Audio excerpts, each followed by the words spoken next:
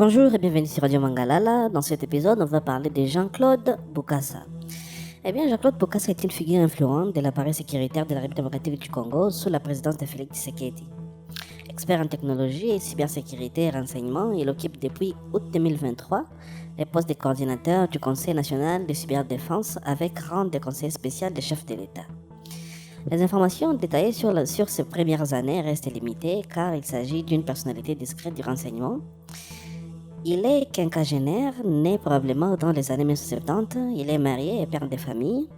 Il possède un doctorat en intelligence artificielle et advanced computing avec des spécialisations en quantum computing, cybersécurité, cyberdéfense et cryptologie. Ces diplômes qui ont été obtenus dans des universités prestigieuses au Canada, notamment des liens avec l'université York à Toronto et des États-Unis, il est décrit comme un professionnel chevronné de l'informatique, de la télématique, des réseaux et de la sécurité nationale extérieure. Avant son entrée dans les hautes sphères de l'État, il aurait évolué dans le secteur privé ou technique. Mention des rôles de CEO chez Hub Congo dans certaines sources. Il aurait également côtoyé Félix Tshisekedi en Belgique dans les contextes liés à l'économie ou à l'opposition selon certaines biographies non officielles. Jean-Claude Bokassa est repéré par Félix Tshisekedi plusieurs années avant 2018. Il travaille dans l'ombre et met ses compétences techniques au service de la campagne électorale du futur président. Après l'investiture de Tshisekedi en 2019, il est nommé assistant principal chargé de la sécurité extérieure auprès de François Béa Kassonga, alors conseiller spécial du président en matière de sécurité et coordinateur du Conseil national de sécurité. En février 2022, ensuite de l'arrestation de François Béa, soupçonné d'atteinte à la sûreté de l'État, dans une présumée tentative de coup d'État, Bokassa assure l'intérim comme conseiller spécial du chef de l'État en matière de la sécurité. Il est alors présenté comme un homme loyal, compétent, discret, doté des qualités d'abnégation et de courage. Il a contribué activement à la communauté du renseignement ANER DGM de MIAP.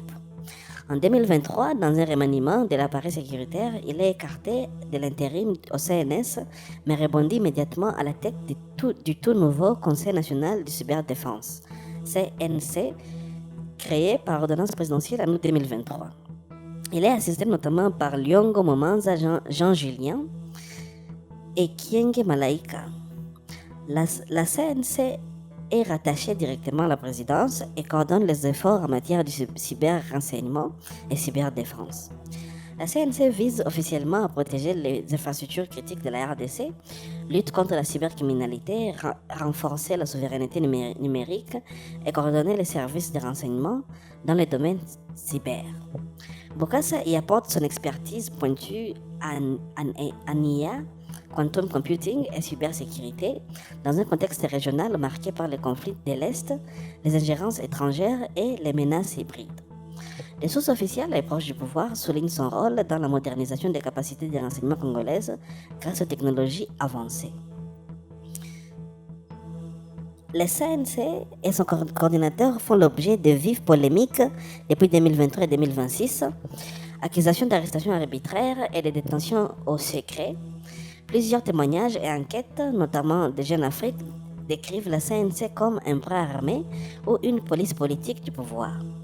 Affaire emblématique, arrestation de l'avocat Médard Polankoï Loakas, conseiller de Dan Gettler, disparition forcée signalée, détention prolongée sans cadre légal clair. En réponse à Human Rights Watch, Bokassa a affirmé que le CNC n'a pas le pouvoir d'arrêter ou de détenir des personnes tout en reconnaissant un accès limité à une de leurs installations. En 2023, des articles l'ont accusé de manœuvres sombres, de diversion de documents sensibles ou de collisions, allégations souvent contestées ou politiquement orientées. Il a également été mentionné dans des pressions sur des dossiers économiques, contrats pétroliers pour être plus exact. Ces critiques proviennent souvent des médias d'opposition, d'ONG de défense des droits humains et d'exilés. Ces défenseurs y voient plutôt une efficacité nécessaire face aux menaces réelles contre la stabilité du pays.